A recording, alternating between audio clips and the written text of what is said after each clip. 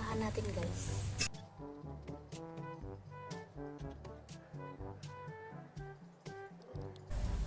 Multitasking to guys.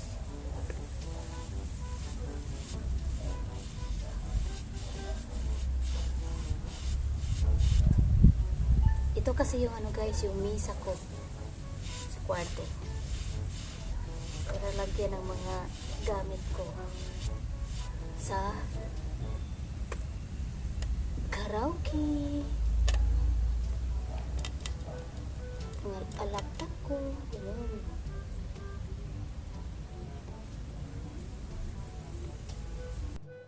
So, this is it, pansit, ganun, ayan. Ako na nagpinta lang yan guys kasi nga yung asawa ko ay busy din siya saka gawa din ng ano yung mga ginagawa dyan niya sa ano sa garahe.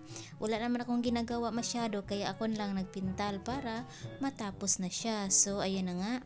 Nagpinta lang ako dyan sa misa na yan kasi nga yung misa na yan ay luma na siya. So, kailangan ko siyang pintalan para magiging bago. Kasi yan kasi ang misa ng asawa ko dati na ginagamit niya para mag-paint siya guys. Kasi painter yung asawa ko. So, ayan, luma na siya. Marami siyang mga ano, yung mga yung kulay niya guys ay nagkabitak-bitak na tapos ang pangit ng kulay na. So, kailangan ko siyang pintalan ulit. Kaya ayan, pinintalan ko siya ng kakulay din ng aparador ko sa dressing room. Ayan. Kasi yung misa na yan, ilagay ko sa aking dressing room. Kasi doon ang place ko ng aking opisina. Ganun. Opisina. Opisina kasi tawag nila dito guys pag may ano ka, pag may misa ka pang ano sa mga gamit mo na pang ano yung mga important gamit, pag andyan yung laptop mo, ganyan, yan ang tawag nila guys, yung opisina. Bureau ang tawag nila dito sa kanilang language. So sa atin din iba din yung bureau sa atin, di ba? So ayan, ginapintalan ko na nga kasi nga para siya maging isang magandang tingnan, hindi yung bitak-bitak na yung kulay niya kasi yung paa kasi niyan guys ay bitak-bitak na siya, marami na siyang ano yung nawawala na yung kulay niya, yung dating kulay niya, kaya kailangan ko siyang pintalan para makamura na rin guys. Hindi na ako bumili ng ano ng pang opisina ko na misa, yan na lang, okay na yan kasi hindi naman masyado maraming gamit yung asawa ko lang, kaya bumili siya ng sarili talaga niyang ano guys, bureau kasi nga marami siyang gamit, maraming mga kailangan na gamit niya doon at saka yung laptop niya, kailangan talaga niya na magandang misa at saka upuan. Yun na nga, nakabili na nga kami doon din sa ano guys, sa second hand store kami nakabili ng mga gamit sa pang-opisina niya. Kasi sa ano guys, sa second hand store marami kasi mga gamit doon na kailangan na ano pa guys na pwede pang gamitin. Ayan. Ganyan, gaya sa Pilipinas yung mga ano yung surplus. Yan, surplus din guys. Kaya makamura pag sa surplus ka bumili. Iba kasi sa atin guys yung surplus kasi mahal na masyado.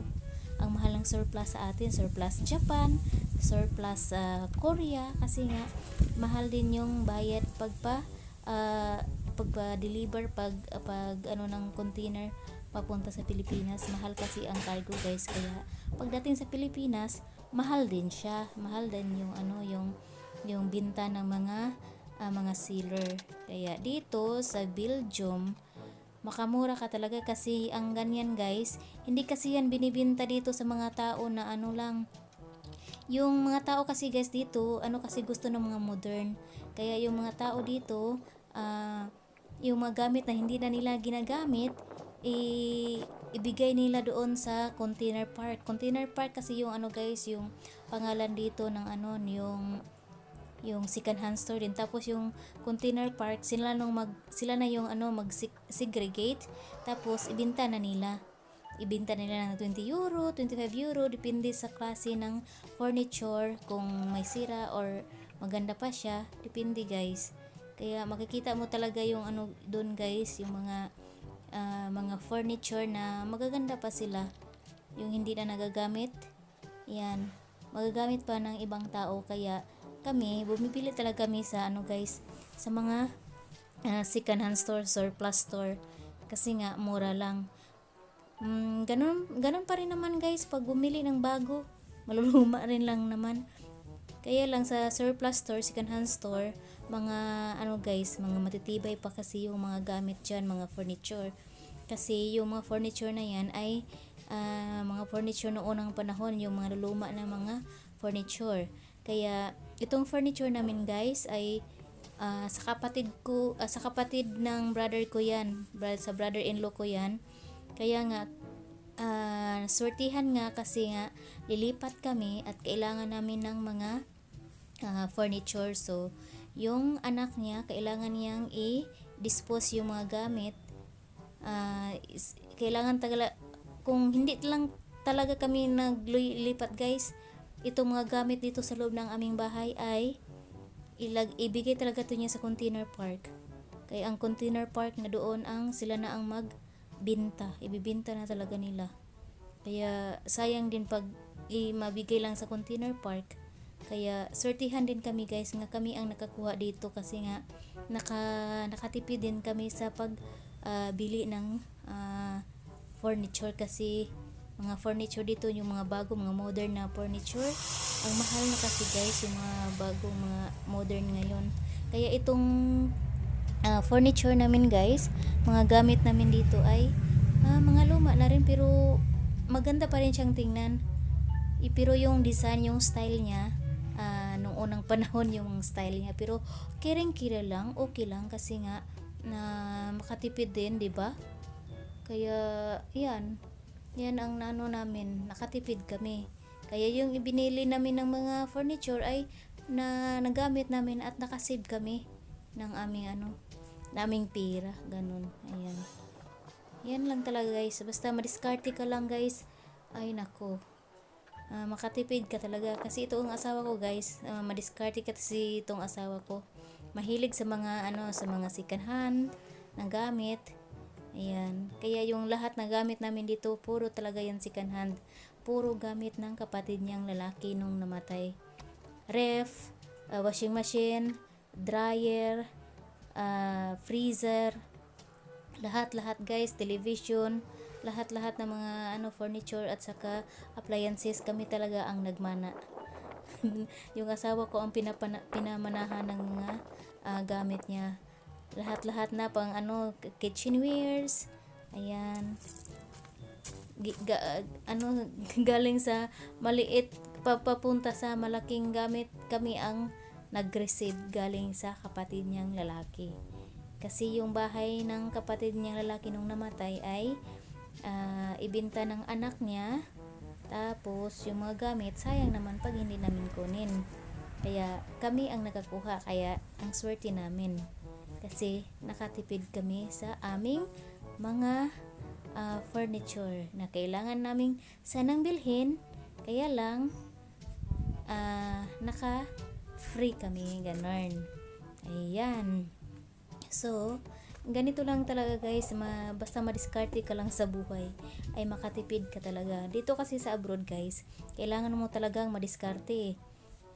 Wag kang na mayaman ka, kasi nako, hindi talaga umuubra ng ganyan dito guys. Kailangan madiskarte ka sa buhay, ganun.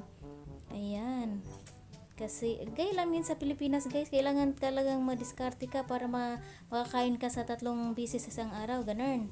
Kaya dito din mahal din mahal ding bilihin. Kaya wag nang guys, wag nang mag-inarte, wag nang mag-arti-arti pa, o diba? Kailangan mo talagang madiskarte. Kaya ayan, yan ang ginagawa ko. Lumang misa, pininturahan ko para maging bago.